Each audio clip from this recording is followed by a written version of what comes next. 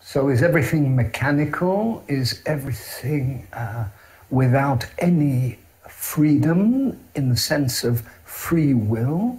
And to what extent? What is the measurement of our free will? I can, depending on my state of consciousness, decide on doing A or B.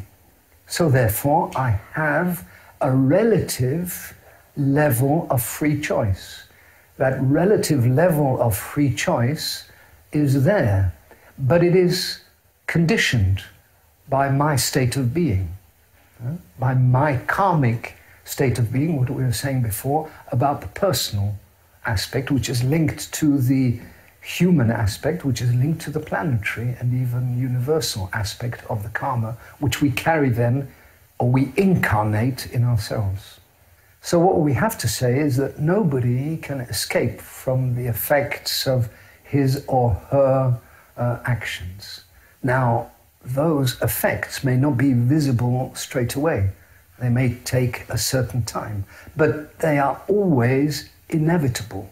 So karma is linked to the inevitability of our actions and their follow-up. Does this mean that karma relates not only to our present deeds that we make in our present lives? It's really quite interesting if one would say that there is also a future of our karma, or a future karma which we're producing, which is more on the subtle level.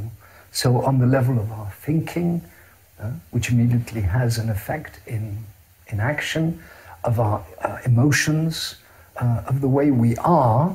This will have an effect on our environment, on ourselves, after a certain period of time. So we are now, by what we're thinking and what we are, already producing our future karma. But we have to also look at the past. And if we look at the past, we see that what are we composed of? We're composed of a number of elements. This is all in our blood. So it means that we have all the past incarnations which make us what we are today as a totally new personality. We haven't come from nothing. We are, in fact, the result of all the experiences of the past personalities that incarnated, or were incarnated, in what one would call our microcosm. So that has an enormous effect, and that's inscribed in what one can say is our respiration field, that astrologers would talk about the 12 signs of the zodiac. So that is real and has an effect on whom we are. Secondly, we also have a blood inheritance. It's the heritage, possibly the legacy, but it's the heritage that we have of our parents, of our grandparents. So we are linked there. We're linked through our genes and through our chromosomes in such a way that we also describe in our being, in our personality, that past.